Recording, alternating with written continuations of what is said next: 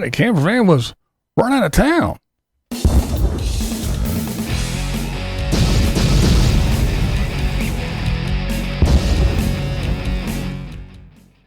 Steady Campervan. He was in the small town of Newport, Oregon, and he wasn't welcome there. Scott was just in Seattle and did a video about if it was safe or not. And, you know, it was pretty cool. He wasn't in the city, but he was on the outskirts, and he talked all about it. He talked about parking his van and going for a walk and seeing some of the shops. And when he got back, his van was still there. He made a little joke. It was pretty funny. And he said he sits in his van along the street, and he has his side door open. Now, I just did a video about stealth camping and parking in residential areas. Some of you may have even seen it. And Scott was kind enough to leave a comment and left his opinion on things and how he feels. And he said that, you know, he usually, when he's in like residential areas, he usually actually speaks to the people in the neighborhood, and that kind of sets them at ease, and he never has a problem because, you know, they see who he is, what he's doing, and, you know, it kind of, again, puts them at ease. Oddly enough, right after that, he was run out of town.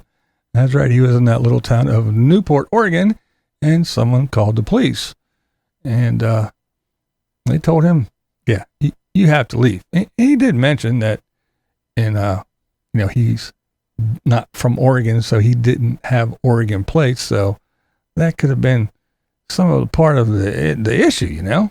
And the police said no, because here's the deal. We are leaving you, and we are going to run off an RV that's parked here next. Scott said he believed them. They seemed sincere, and it wasn't like they were, you know, blowing smoke up his ass, pulling his leg or anything. And they basically said, look, we don't want anybody living in their vehicles camping around here. So it's not just you, buddy. Anybody. Y'all got to go. Next right onto US 101 South. Now, just to be clear, I was really enjoying my time here in Newport. I was quite enamored with this little town. I thought it was fantastic. That is right up until about 20 minutes ago when I had to have a little conversation with the police department. They actually ran my license. I don't know if that's a common thing or not, but, you know, I don't have Oregon plates, and so I did tell them that. I said, if I had Oregon plates, you probably wouldn't be talking to me right now. And he said, oh, no, we don't allow anybody to park here. He said, in fact, our next call is an RV, a full-size RV. We have to go over and talk to them, too. So get rid of them guys, too. Like I said, not just you, pal. You're not special. But yeah, it was quite interesting and kind of strange at the same time. And but hey, now out of Campervan, you know, he was going to leave anyway in a few hours. He has an appointment in California, so he was getting ready to hit the road.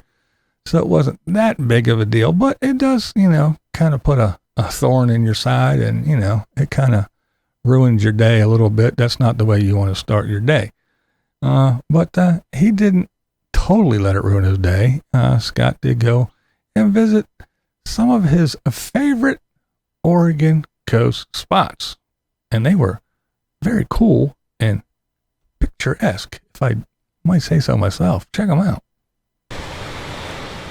every time I've been here before, the water comes flying up out of that spouting horn that's right behind us here, but it's not quite doing it today. It is giving a kind of a thunderous clap. Sounds a little bit like rolling thunder from off in the distance. So it's cool to experience even if it's not at its full peak. Let's go down and take a look at Thor's Well. Yeah, Thor's Well. So this would be the first time I've actually gone to walk down near Thor's Well. I've always stood up at the bridge, up at the little parking area here, just off Highway 101.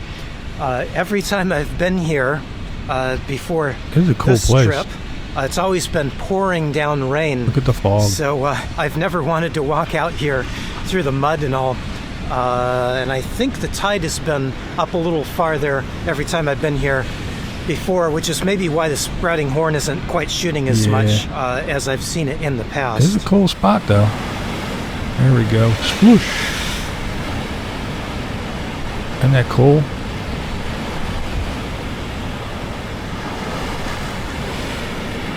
So yeah, definitely go over and check it out. I will leave a link below. As always, you can go over and check out the video for yourself.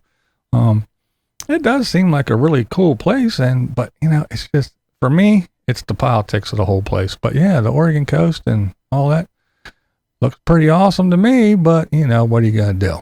Now, what I want to say is to you nomads, watch the video and know the place and avoid it. And don't avoid it just because you want to follow the rules and all that good stuff. Do it to not spend your money there. Come on.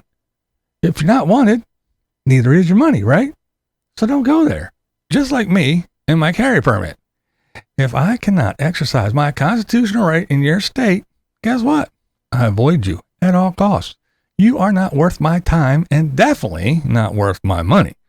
I would rather spend extra money to drive around your shitty ass state rather than spend a dime on fuel, food, tolls, or any other damn thing. So whatever it may be that you have particular feelings about and you feel strongly about, or you do, if you carry or if you are an RVer and want to overnight camp and do whatever and spend your time doing whatever it is that you feel strongly about, hey, if they don't want you, fuck them. This is Blind Views, and that's the way I see it. What we do here is go back. Loud.